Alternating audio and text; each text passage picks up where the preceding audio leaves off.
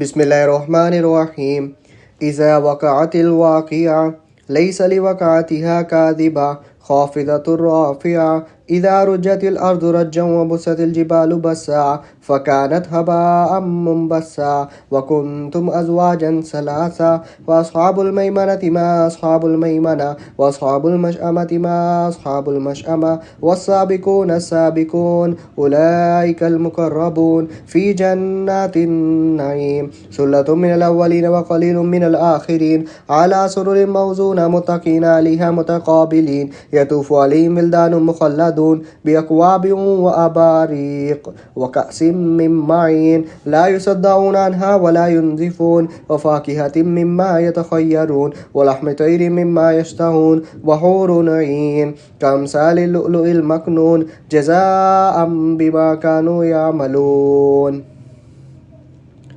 لا يسمعون فيها لغوا ولا تأثيما إلا قيلا سلاما سلاما وأصحاب اليمين ما أصحاب اليمين في سدر مخضود وطلح منضود وظل ممدود وماء مسكوب وفاكهة كثيرة لا مقطوعة ولا ممنوعة وفرش مرفوعة إنا أنشأناهن إنشاء فجعلناهن أبكارا عربا ترابا لأصحاب اليمين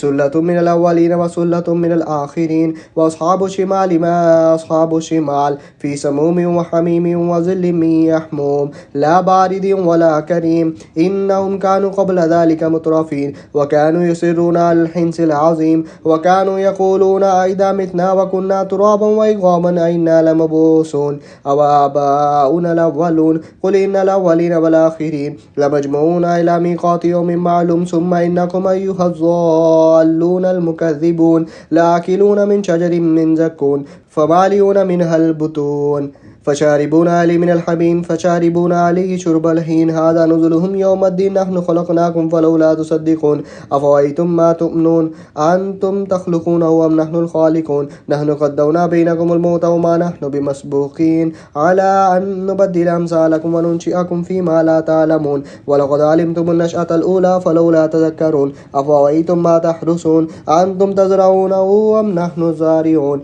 لو نشاء لجعلناه طعاما فظلتم تفكهون إنا لمغرمون بل نحن محرومون أفرأيتم الماء الذي تشربون أنتم أنزلتموه من المزن أم نحن المنزلون لو نشاء جعلناه جاجا فلولا تشكرون